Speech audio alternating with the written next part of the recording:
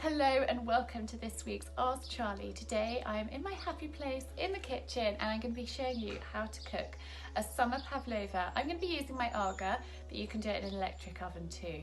So please bear with me as well this week if there's any background noise. I've got various children, husband and the window cleaner's just arrived too. So I have got a plate here which is approximately 20 centimetres and I have just drawn a circle in my baking paper with pencil and I actually crunch it up and pop it in my tray. Now you can use Bako Glide, which I am a massive fan of, but I thought I'd show you this method with baking paper. Now I scrunch it up because then it's easier to lay out and it won't roll up again. And you just want to roughly know that that is the size of the pavlova circle, the first layer. I'm going to pop that to one side and then I've got some more baking paper here and literally I just pop the plate on in the middle and draw a circle around. You don't need to do this part, you can guess it totally, but I find it easier to put a circle on. So scrunch and I will pop that in that tray there. So I've now got 2 pudding bowls and I've got my Kenwood here. So I know you can't see me chatting, but we can't do me and this. And I think it's more important for you to see what I'm doing. So making meringues, you need 6 egg whites. And it's really important that you don't have any yolk at all. Oh, Ken is having a drink of water behind me. I did warn you, it's all go today. You don't want any egg yolk in there at all, so you've got to be very careful when you split your eggs. And that's why I'm going to do them in a bowl and then pour them one at a time in there, just in case one splits. You don't spoil all of the other egg whites. So I've got all of my egg whites in my Kenwood bowl and I've got the whisk attachment on. And I'm going to whisk it probably for about 3 to 4 minutes until you've got really white and fluffy. I'll show you before we start adding the sugar anyway.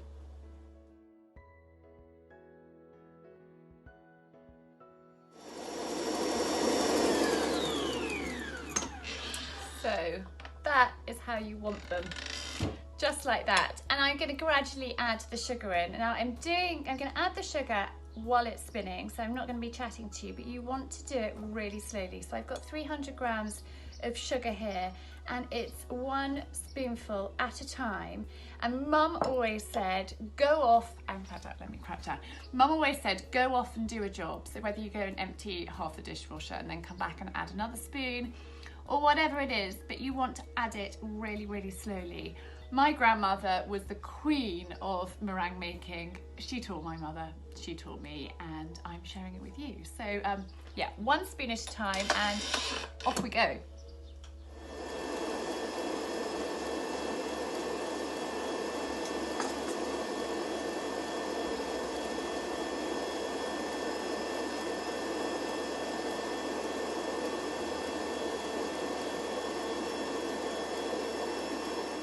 So I just put a pinch of sea salt in as well. I don't do that with normal meringues, but I do when I make a pavlova. Now I'm just going to scrape around the bowl because there are some bits of sugar on the side, and I'm just going to scrape around there, on there, and then just give it another quick whiz to make sure all of that sugar's nicely combined in. Right, that is all mixed in well. So I'm going to take the whisk off and just get out those bits in there, like so. And then you want to divide this between your 2 prepared trays. So I'm just going to put a dollop in the middle like that. Now the good thing about pavlovas is you don't need to have it really perfect. It can be a little, rough around the edges. Just dollop it on. It doesn't have to be exactly even. Maybe get my other tray. So you can see what I'm doing. And on that goes.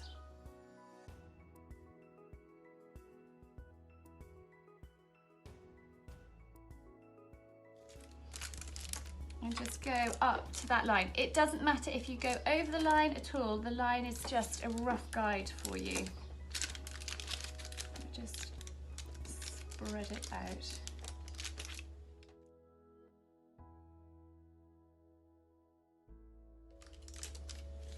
Now you can put some of the mixture in a piping bag and pipe pretty bits around the edge, but I'm just going to show you today really a basic, straightforward, easy pavlova, and they really are easy and they really are delicious. Let's go around that side a little bit more. So that one is done, and then we'll do this one.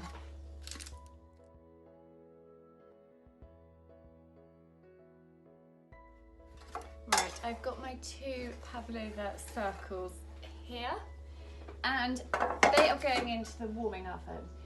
If you've got an electric oven and you're doing it in there, I suggest the lowest heat that you can get. And if you've got quite an aggressive oven and it's quite hot, you can even leave the door slightly open for part of the cooking. You know your oven best, but you really don't want to cook meringues on a high heat. They want to come out as white as possible. You don't want them to brown. My grandmother would get incredibly cross if the meringues weren't perfectly white. So I am going to slide them in. Now I'm not going to put them on the floor of the oven because I don't want the bottom to cook too quickly. So it's going to slide on that runner there. So it's not touching the bottom. In fact, you couldn't see that runner, but don't put it on the floor of the Aga. And then this one's going to go in above. And halfway through cooking, I am going to swap them round. So you leave them in the Aga for about an hour. So after 30 minutes, I'll set a timer and I'll just switch them round. And yeah, in an hour, they should be done. So the pavlovas have been in the oven for an hour, and I swapped them round halfway through, and they are here. So the hardest part is taking it out and putting it on the plate. But the good thing about pavlovas is it doesn't matter, because you're going to be covering it with cream. It doesn't matter if it goes crumbly, and this one has gone slightly cracked, so I'm going to use this one on the bottom and save that one as the top. So I have got a plate here. I'm going to move my camera down so you can see what I'm doing, and I am just going to hold this and peel off the paper. It will crack a bit as you do it, but don't worry, it doesn't matter.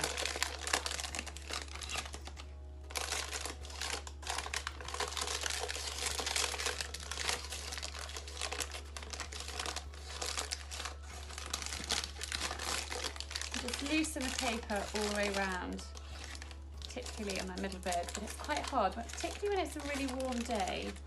It will crack more. I'm going to turn it up and do it like that. There we are, got it off. And then actually, because this is the middle, it doesn't matter, it can stay that way round. So I've got my kenwood at the ready again, and I am going to put half of this cream in there, like so, and whisk it up. So it's important that you don't over whisk your cream, but you want it to that sort of consistency. Any more and it will have gone over and too much. I'm now going to pop, that was a bit easy, 2, not heaped tablespoons, but 2 flat tablespoons of caster sugar into the cream, and just whisk that through.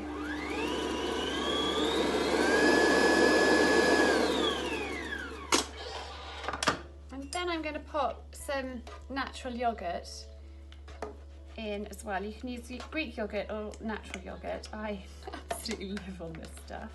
I have it on my granola in the morning. So I'm just Mix that through. It's a new pot, hasn't been stirred in. And I'm just going to pop in 2 large heaped spoons. Good bash. Wipe that on there. And mix that through as well. I've now got a vanilla pod here and a sharp knife. I'm only going to use half of this one. I'm just going to cut it in half. And then you want to carefully slice it in half long ways. And do be careful of your fingers. So then you want to open it up as much as you can and just do be careful doing this, using the point of the knife. Just scrape out those vanilla seeds into your mixture, and you can make it as vanilla-y or as not as you like. So I've got my cream and yogurt and sugar and vanilla pods in here, and I'm just going to put a dollop of that on the middle and just spread it out. In fact, I'm going to find my palette knife from earlier, which will be easier. Here it is. Just spread that around.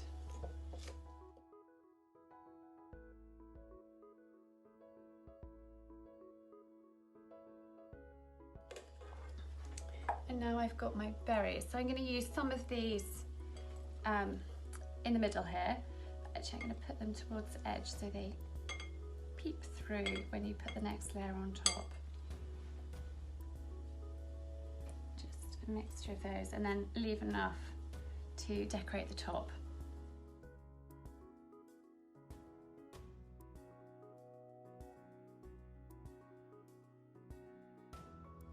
Right, here it goes to the top layer. So again, I'm going to, it's easier definitely this way.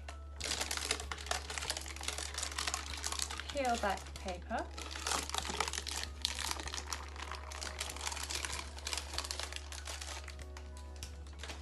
Like that, and then I'm just going to carefully place this on top.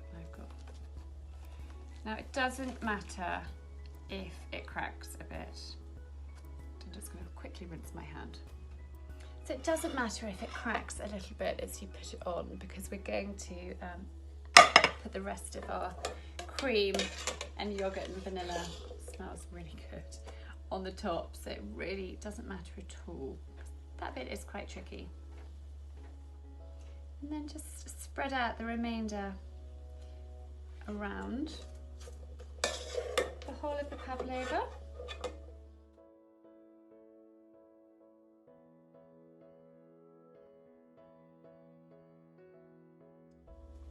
I think adding the yogurt makes it lighter as well. It's not as heavy with all the cream. And so any broken bits you can hide, which is quite cunning, I think.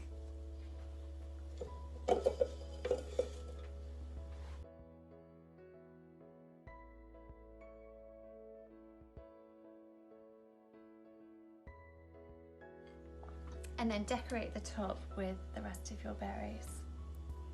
I like to make the top look slightly prettier, so I'm going to pop my strawberries in a bit of a pattern, going the same way. So I've cut these strawberries into quarters and I've just hulled them. And the good thing about having the cream mixture on top is it works as sort of glue to glue the fruit down. So if you are taking it outside or on a picnic or something, it's easier to transport.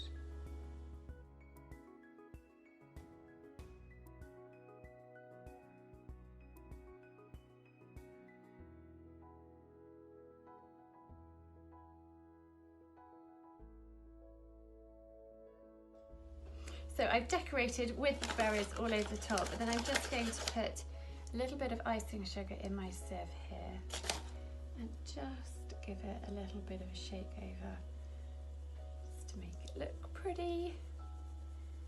And then I nipped into the garden and got a little sprig of mint to go on the top there. So my Summer Berry Pavlova cooked on the Arga is done. This was actually requested by somebody that follows me, asked if I would film it and show you guys, so I hope you've enjoyed it. Thank you for watching, and please do remember to hit the subscribe button and to ring the bell to be notified of my weekly videos. Thanks guys.